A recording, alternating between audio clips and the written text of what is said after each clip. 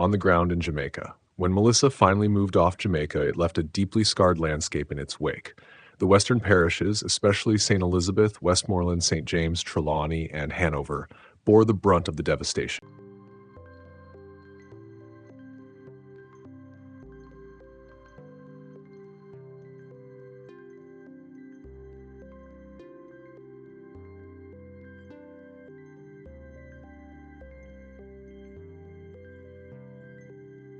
Widespread infrastructure damage.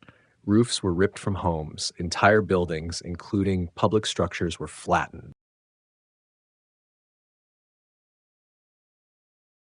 In Black River, a historic port town in the west, the damage was described as apocalyptic. Roads were blocked by debris, trees uprooted, and vital infrastructure like courthouses and local government offices were destroyed. Hospitals and healthcare facilities were not spared. Some lost roofs, and continuity of services was severely disrupted.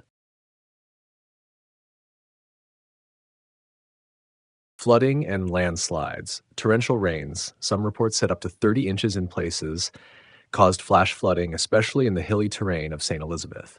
The Washington Post, landslides churned through neighborhoods, turning streets into mudslides and cutting off isolated communities. Some remote areas became nearly inaccessible as roads were washed out or blocked by felled trees and power poles.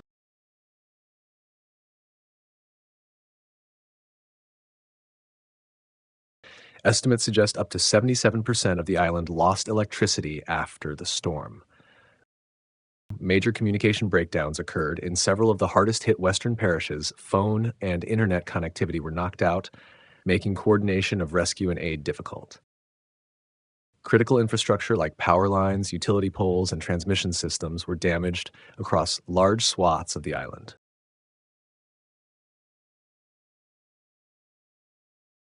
Thousands of people were forced into emergency shelters. In one early report, more than 25,000 people were in shelters just a day after landfall. Prime Minister Andrew Holness declared Jamaica a disaster area, unlocking emergency powers and resources. There were urgent needs for food, clean water, and shelter. Relief teams began distributing supplies, though logistical challenges like blocked roads slowed efforts. Some rural and mountainous communities remained cut off. In at least 2 towns, helicopters had to drop food and supplies because ground access was impossible.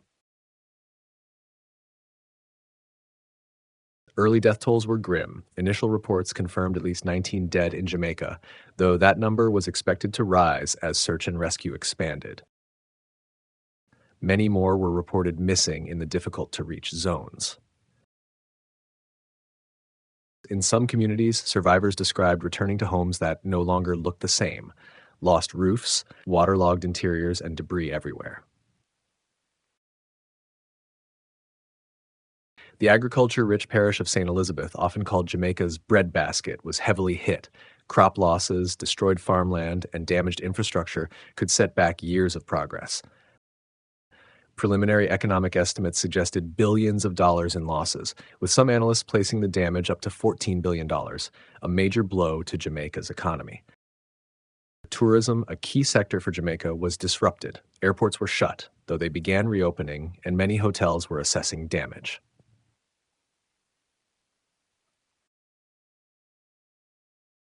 Local and international aid started flowing in quickly.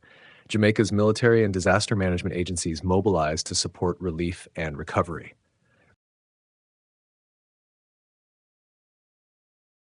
The Jamaican diaspora sprang into action. Community centers, churches, and cultural organizations abroad became collection points for relief supplies, water, food, clothing, medical kits destined for the island. There was a strong thread of national resilience. Despite the trauma, many Jamaicans expressed faith in rebuilding, helping neighbors, and working together. Never. I tell you.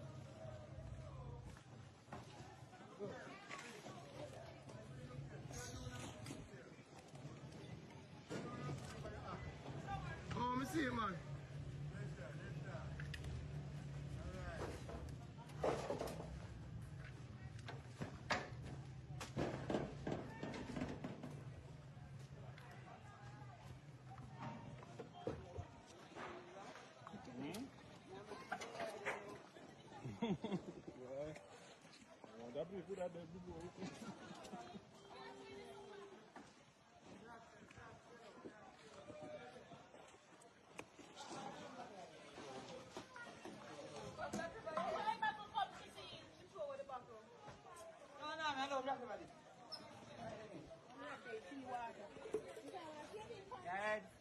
Blessings, blessings, Taylor.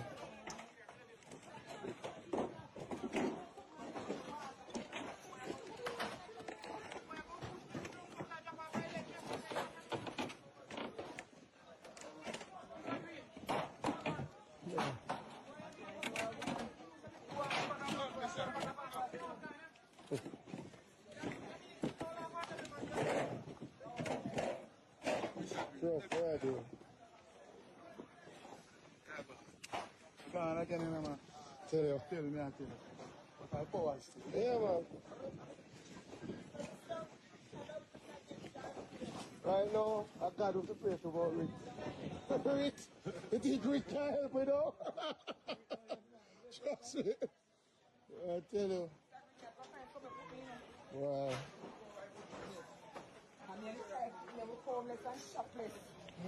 I'm sure them asthmatic them.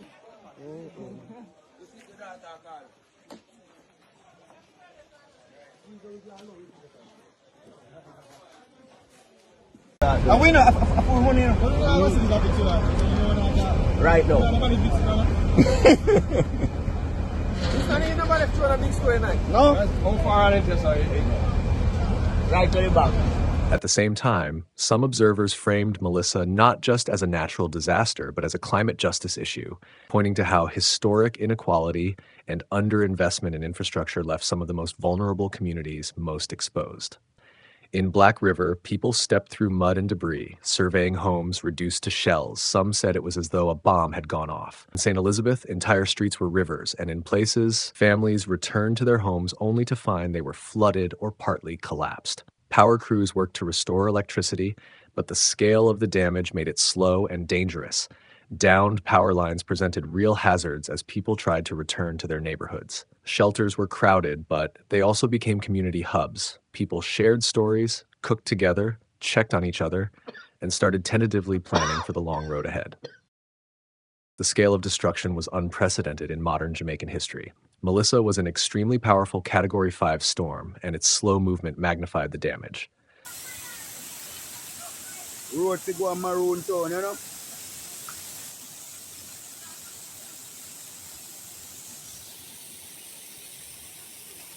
Here do. Roll like road, son.